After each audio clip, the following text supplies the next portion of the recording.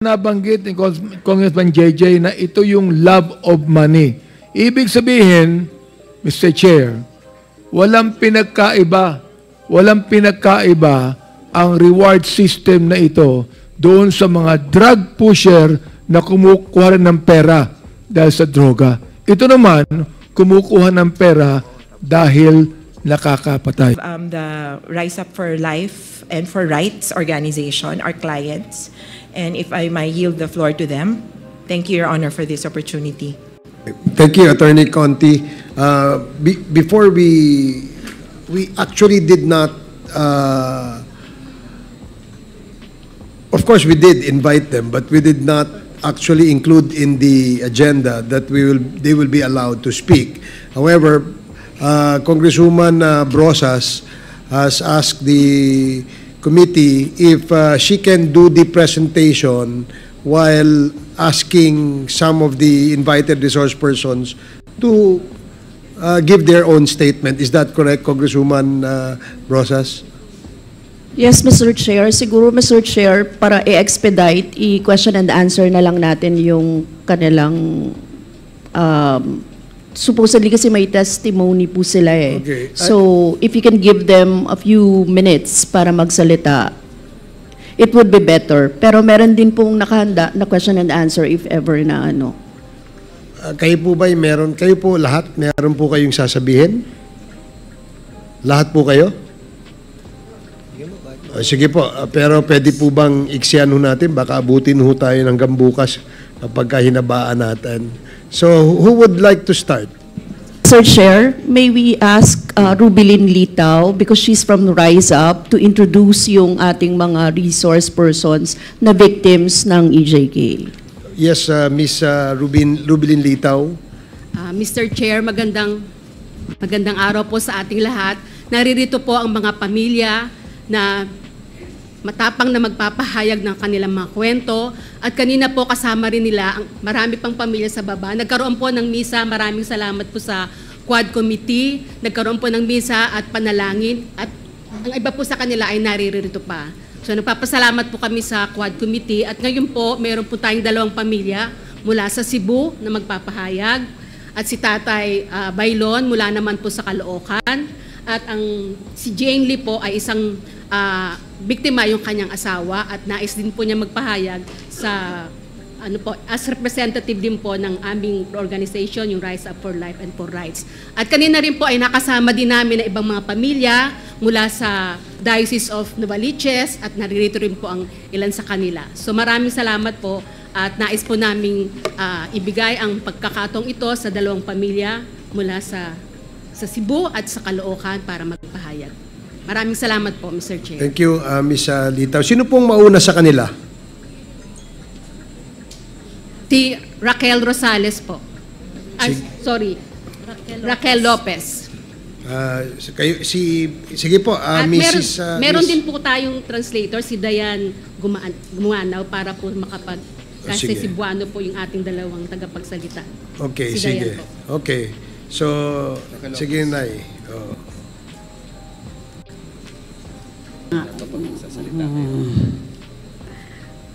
May hapon yung tanan. Murag to akong idagdag. Katong gibilaran to akong anak dito sa Cebu. Niagi to si Ma'am Garma nga nasuko siya nga gibilaran to akong anak. Pagkita na mo ato niya nga naglumba taw mig panagan katong mga bisita na mo na Milar. Kinahadlok to ba? Nya, ako ato, mo gito iyang gisulti, nga na anak siya nga, nganong gibilaran pa maninin, nasuko siya ganong gibilaran ba? Nya karon na anak siya nga, bakit isa lang patay dito? Marami man sila.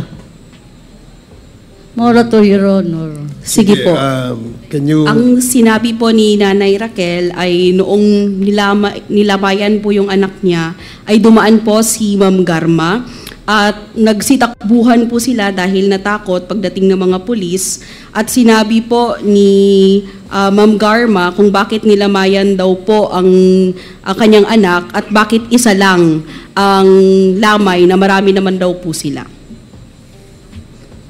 Sige. Meron pa, doon na pa imong idagdag? Wala na. Mo na to?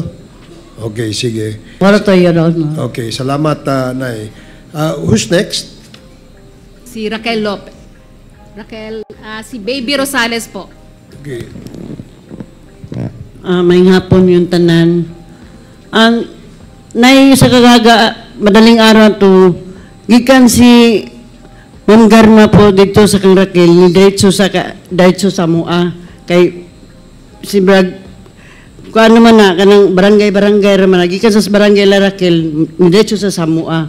Most of yung gibuhat sa yang gibuhat dito ni Raquel, yung pantuwad ang mga lamisa, nanaga na mga sugal. Pero sa iyang pag-ingon, niya na siya nga, dili siya gusto nga, sugalan ang minatyan.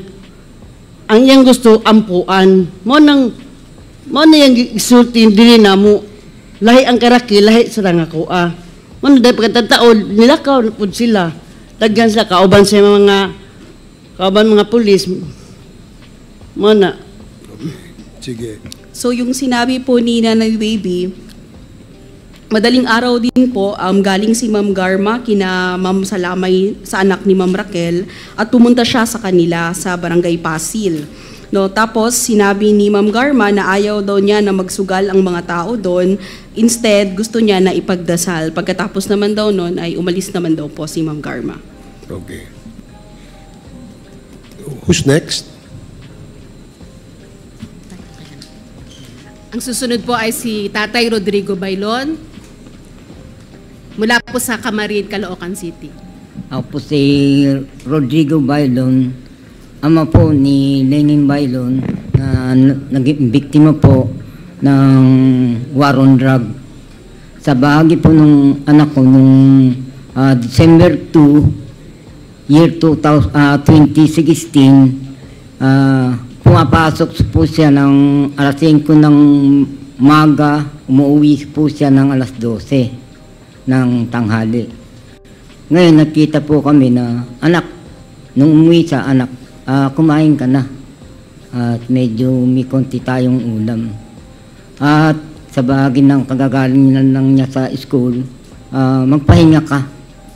Para nung ka mamaya, yung kung meron ka mang gagawin, ay magagawa mo.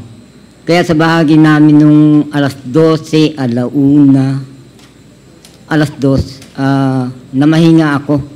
Dahil sa hirap din ng buhay namin na may 12 anak ka, 13 anak, pang 13 po si Lenin Bailon. 7 na taong gulang, grade 4 student. Ngayon, pagpapatuloy po yung alas 2, medyo nakapagpahinga po ako at hindi ko namang inaasahan na si Lenin ay umalis ng bahay, nagpunta po dun sa kapitbahay ko kung saan po siya nagkakaroon ng konting sideline para dagdag na baon pagkapapasok siya tuwing umaga. Sa bahagi po nung ganung pagkapatuloy nung oras na yun, ay sa may harapan ng computeran na pang-apat na bahay po sa amin, doon po siya nag-ano ng kurtina, nag-trim ng kurtina at saka punda ng unan para kumita ng kahit konti, pandagdag po sa tatay niya. Doon sa konti rin po namin kinikita sa aming tindahang maliit. Bilang electrician din po ako doon sa aming lugar. Ngayon, bahagi po nung ganung pangyayari, alas 3, andun po siya, alas 4, ganun pa rin po yung ginagawa niya. Hakot ng kurtina doon sa tinatayan, punta po siya doon sa may, computeran, kung saan po sila doon nung gawain niya. Maraming po sila doon. Ngayon, sa bagay nung oras na alas 3, alas 4, hanggang alas 5, nagkaroon po ng hindi namin inaasahan na putukan, mga baril na umano po ng sunod-sunod na putok na walong bala yung pinakawalan. At sa bahagi po na nasa loob ako ng bahay, hinanap ko po doon sa mga ilang anak ko doon sa loob ng bahay. Nasaan yung kapatid nyo? Tay, andun, nag-ano po siya doon sa may harapan ng computeran, nag-titiklop ng kortina. Ngayon, na yun, nagputukan na yun, lumabas kami, wala na mga tao doon sa labas. Kundi si Lenin ay nakapasok. Nakapasok yung bata, yung anak ko. Nakapasok doon sa computeran. Na hindi ko naman inasahan. Sabi ng anak ko, tay, wala nang nangyari doon sa kapatid ko eh. Andun ay kasi sa tago sila doon sa loob ng computeran. Ngayon, balik ako ng bahay. Tinignan ko na malinis yung patwalk papunta doon sa may highway. Kaya sa na yun, bumalik ako. Mga ilang saglit. Nagsigawan na. Sinigaw yung mga kapitbahay ko. Tatay Rod, Ninong Rod, si Lenin, may tama ng bala, may tama ng baril putukan. Lumabas ako. Ngayon yung pedicab na motor, pinaano na para isakay yung bata at yung isang sugatan na bata na siyam na taong gulang din. At may dalawang babae kaming nakita doon sa may malapit sa tayihan ng kortina at saka punda na nakabulagta dahil doon sa putukan na nangyari. Yung hindi ko nga inasahan na yung isa pala sa anak ko, yung tinamaan ng bala sa left side ng kili-kili. Kaya nga ang ginawa namin doon, dinala namin sa ospital. Yun yung panahon na talagang dumami yung tao. Naharangan yung dinaanan ng pedicab para makarating kami ng E. Rodriguez sa hospital sa Tala. Para maano po namin yung buhay ng aking anak na 7 taong gulang. Ngayon, ang nangyari po dun sa Tala, naipasok po namin siya ng emergency. Doon na po siya nawala ng buhay. At sa bahagi ng ganitong pangyayari po, ay inaasahan ko po na yung ganitong problema, nung siya po ay ililibing, nakita ko po doon sa kanyang death certificate ay bronchopneumonia instead na gunshot. Kaya pansamantala doon muna po kami na mailibing yung bata para noon magkaroon sana ng mga sunod-sunod na investigasyon. Ang nangyari po, tinignan lang po doon sa morgue ng Tala Hospital nung mga ilang nag-iimbestiga. Sa bahagi po namin, nagtanungan po doon kung kilala namin yung bumaril. Ang pagkakalam po ng mga nakakita doon ay mga riding in tandem na meron po silang hinabol papunta po ron sa kung saan po nakalugar yung mga nagtitiklop at nagtitrim po nung punda ng unan na kung saan andun yung anak ko na tinamaan ng bala. Ganyan po yung nangyari noong December 2, 2016 sa ganap na alas 4 ng hapon hanggang alas 5 ng hapon. Isang pangyayari po na hanggang ngayon ay humahanap po kami ng isang pagkakataon sana na yung justisya ay dapat magkaroon. Sa bahagi po nung ilang namin, nagdala din po kami ng isang complaint dito sa CHR noong nakaraang November 9, year 2022. Dinala po namin dito yung kung paano yung damay ng aking anak dito sa war on drug ng Pangulong Duterte. Na hanggang ngayon, ang isang masakit doon, inuulit ko, nakalagay doon sa kwanang puninarya, yung sa death certificate ay bronchopneumonia. Kaya isa sa pangyayari din po, mula dun sa kanyang pagkakadamay sa kanyang war on drug, naging problema din po namin kung ano yung totoong pangyayari dun sa pagkamatay ng aking anak. Hanggang ngayon, humingi po kami ng hustisya sa ganitong pangyayari na naganap dito sa ganitong isang parang polisiya ng war on drug. Yun lamang po. Okay. So, ito lilinawin ko lang Tatay Bailon, yung pong naglagay doon sa death certificate ng bronchopneumonia ay punerarya o police. Isang doktor po ng punerarya na nilalapitan nila. Okay, so ang in-advise po ay, so hindi po police ang nag-andon. Alaman po ng pulis yung mangyayari eh. Hindi na po ako masyadong inanod gawa ng nasa panahon po na lito po yung aking ano. Okay.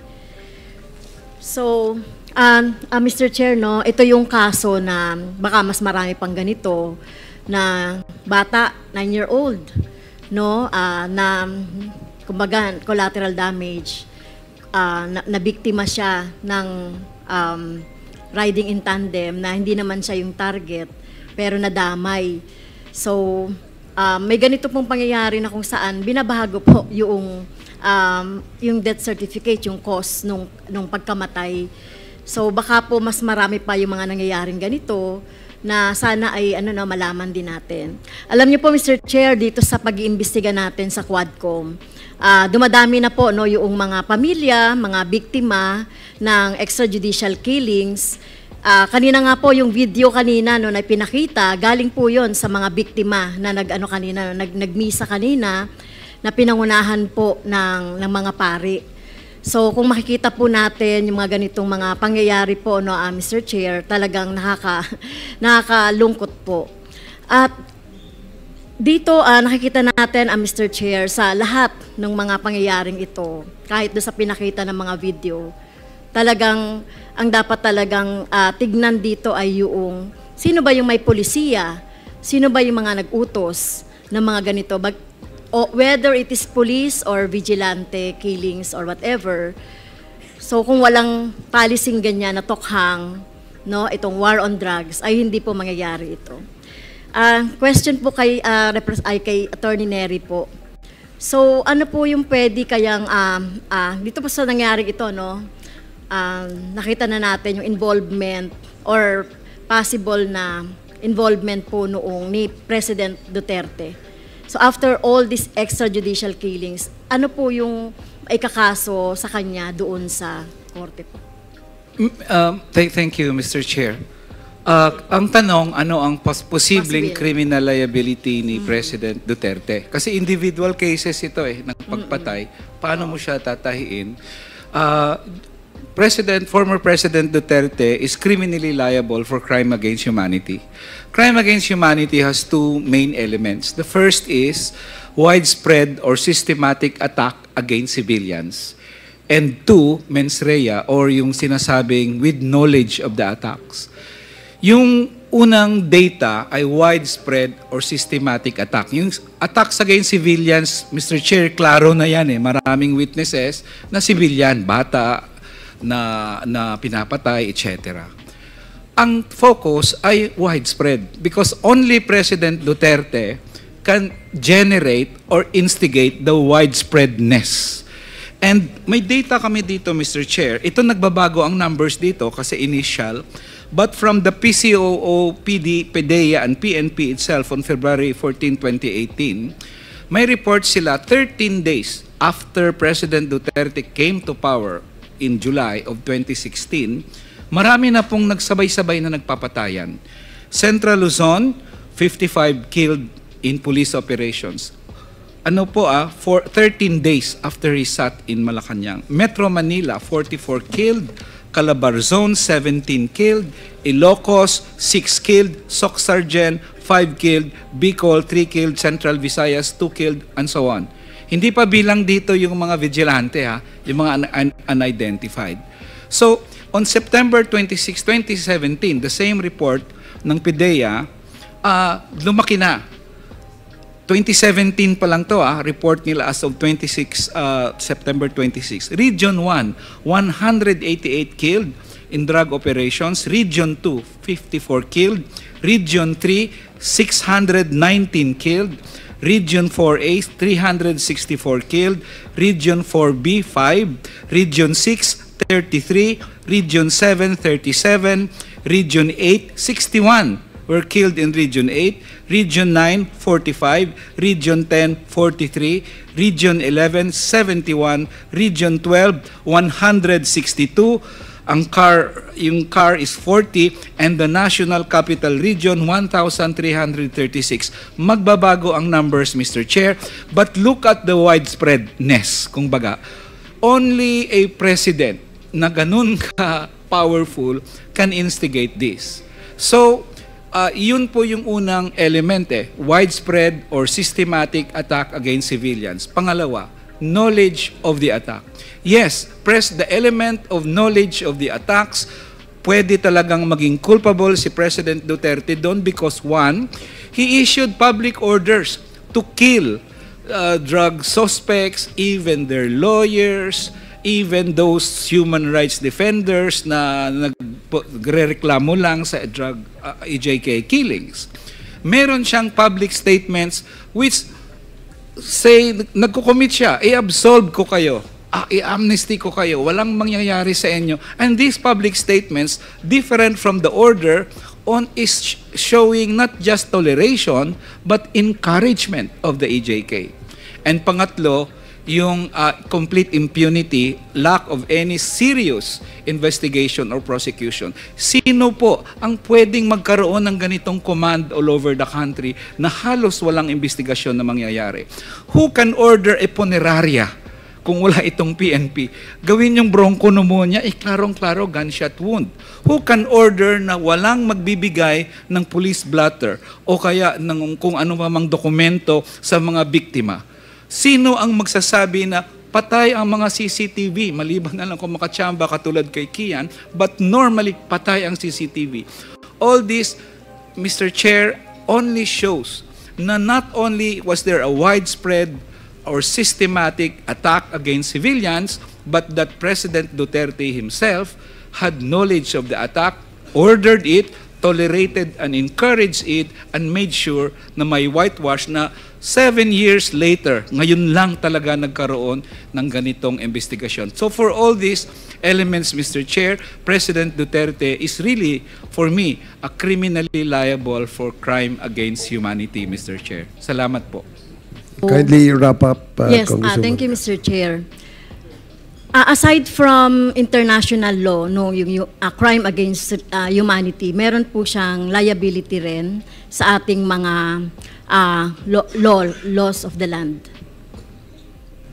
Yes, Mr. Chair. There are laws here na pwede siyang maging liable. I'm not just talking of the murder and homicide. The law here, of course, is Republic Act 9851. Na may crime against humanity, and of course many in fact mayroong ang batas na yan has command responsibility, so many generals. There are two elements in that crime. Just the culpability, Mr. Chair, hindi ako nagsasabing other than that, no. Command responsibility, if the colonel or if the general or the commanding officer or the president, commander-in-chief, has knowledge knows about the crimes committed by the subordinates and did not do anything to stop it, may liability under command responsibility laws. Treated siya as principal of the crime. So kung anong penalty nung gumawa, ganun din sa commanding officer. But more importantly, the second part of the law says that kahit hindi niya alam, but nung nalaman niya na he failed to investigate the crimes committed by his or her subordinates, then that is equivalent to command responsibility, which means reclusion perpetua po yon sa mga commanding officers who are found guilty of command responsibility. Mr. Chair, thank you. Thank you, Mr. Chair. No, that summarizes no yung mga pwedeng maikaso no doon sa mga perpetrator nitong war on drugs or EJK. Thank you, Mr. Chair. Okay, thank you. Before we recognize the next interpellator, may tanong lang ako. Sinong pwedeng magbigay ng statistics kung ilan dun sa namatay yung sinasabing ng laban? Do we have any statistics? Yung sinabing namatay kasi ng laban, iba naman kasi yung binaril lang ng riding in tandem na hindi naman siguro ng laban yun. So meron ba tayong data or statistics kung ilan yung sinabing namatay because ng laban? Attorney Conti. Yes, Mr. Chair. In the presentation earlier, I presented the numbers from the hashtag real numbers. Their public numbers as of May 2022 was 6,252 persons killed in police operations. So it doesn't... Lahat po yan would have been justified under the non-laban narrative. Kaya po marami So the din whole kaming- 6,000 ng laban? I would say That's so. the presumption. That's a presumption. It would be the PNP who would be in a best position. Unfortunately, they have not kept concrete, accurate records of the killings. It's to their advantage not to count at all, actually. Okay, salamat. Okay, ganito, no? You said that there are 3 levels of payments and rewards sa tinatawag nating Davao model. Tama?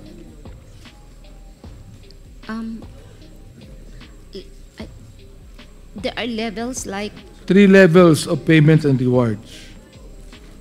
I cannot. Kanina nabanggit mo yun eh. There are 4? 4 levels. Oo. There are 4 levels na nabanggit mo, hindi ba? Yes po. I think Okay. I was looking at it and sabi ko nga, ang laking pera ang lumabas dito. The fact that thousands were killed, actually. So I would like to ask our PNP personnel here. Diba? General Torre, nakita ko yata si General Karamat dito ha. I'd like to ask them if you share the statement of Colonel Garma na meron 4 na level ng payment and rewards to policemen na pumatay ng mga drug pushers, drug lords, drug traffickers. Do you share that statement? General Torre, do you deny or do you share the statement? Sir, I have no personal knowledge regarding that matter. Because truth to tell, sir, if I may be allowed to speak candidly, that's something that's the kind of system that will eventually be right at the very start. That's not against. So you're that's saying not that within you the have law. no personal knowledge I of don't have that, personal knowledge regarding that and matter, you have sir. not heard it even. No, sir. No, you haven't. Colonel Patay, Yes, Mr. Chair. dinanay mo kanina. Are you still denying it now? Wala po akong knowledge yan, Mr. Chair. You have no personal knowledge then. Wala po, Mr. I'd like Chair. to ask, where's Colonel Marcos? Colonel Marcos, do you share the statement that was given to us by Colonel Garma about the payment and rewards, or you also deny that? Pertaining to the reward system, sir, tama po si Colonel Garma doon, nag-circulate po yan sa buong PNP organization. Pero ang makaka-validate lang po talaga niyan is yung inner circle po ng gaya si Colonel Garma, yung mga nakakaalam talaga, sir. May natanggap yung pumatay kay Mayor Espinosa? Wala naman po akong natanggap doon, sir, kasi may operation. Hindi ikaw ang sinasabi ko. May natanggap ba yung mga pumatay? Hindi naman ikaw ang pumatay, di ba? Po, sir, hindi naman po. Yun pala naman eh. Ang natanong ko, mayroon ba natanggap yung pumatay? Wala naman po siguro, sir, kasi... Hindi mo alam. Opo, yung unang... Si Major Laraga, may natanggap ba siya? Wala po yata, sir. Ngayon, sir, yung war on drugs kasi, sir, nung umpisa, wala pong ganyang reward system. Yung talagang operation, true operation on listed drugs personalities.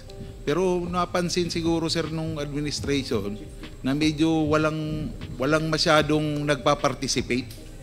So nung nakakulong na po ako, sir, naka-restricted, parang narinig ko, sir, na nag-umpisa na po yung reward system to encourage other officers, other personnel. Nakatanggap si Major Laraga at yung mga pulis, hindi mo alam. Hindi po kasi Luca, I mean, nakakapagtaka na papatay nila sa loob ng selda si Mayor Espinosa Nakakapagtaka kahit sino. At tanungin mo, nakakapagtaka, nakakulong na yung tao Papatayin nyo. Ngayon, nalaman natin mayroong payment and rewards. Hindi mo alam, hindi ka nang katanggap dahil hindi naman talaga ikaw ang pumatay, di ba?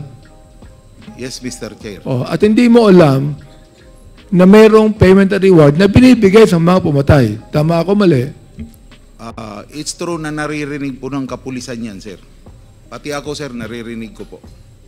Si General Karamat ba nandiyan kanina? Nandiyan kanina Wala na ba ngayon?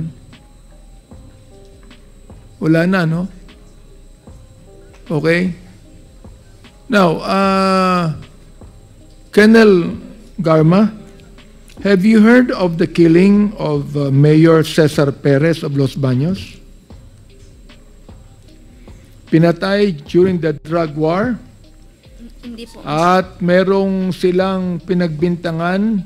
Ang biktima po ay nakulong na konsehal, si Norbin Tamisin.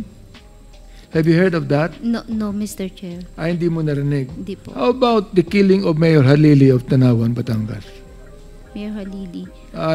Sa drugs din po yun Yes, Mr. Chair. Narinig ko narinig po mo? Opo. Okay. So, therefore, totoo yung sinasabi mo na kapag mayroong napatay ang pulis, may natatanggap. Totoo po yun, Baliktarin po natin. Halimbawa kaya, ang binibigyan ng reward, yung hindi nakakapatay. Mas maganda, di ba? Yung bibigyan ng reward, yung imbis na papatayin, hinuhuli, kinukulong, at kinakasuhan. Di ba mas maganda yung ganon? Yes po, yun na-file sana ng kaso. Siguro konti lang ang namatay. Tama ba ko, Colonel Marcos? Am I right? Siguro konti lang ang namatay, ang pinatay. Kung walang payment and reward, konti lang ang pinatay. It's possible, Mr. Chair. Possible. So anyway, Mr. Chair, nakita po natin to and I'm so glad na gusto ko lang pong basahin ang isang manifestasyon dito na naisulat sapagkat sayang naman kung hindi ko babasahin ito. Alright? Itong Davao model ng payment and reward system ay nakakatakot at talaga namang inaabuso. Kung tutuusin, ang reward system ay maghihikayat sa mga pulis na pumatay upang makuha ang reward nila na pera. Tulad po ng sinabi ng aking kasama dito si Congressman Romy Acop. Tulad po na nabanggit ni Congressman JJ na ito yung love of money. Ibig sabihin, Mr. Chair, walang pinagkaiba ang reward system na ito doon sa mga drug pusher na kumukuha ng pera dahil sa droga. Ito naman, kumukuha ng pera dahil nakakapatay. Walang pinagkaiba, mga kaibigan. At sino bang ayaw makakuha ng pera? Kapansin-pansin din na ang laki ng discretion ng mga pulis. Dahil on a mere suspicion, pwede silang pumatay at yung suspect ay hindi man lang binigyan ng pagkakataon mag-explain or ilaban ang kanyang sarili Kaya nga po, this is a violation of their constitutional right.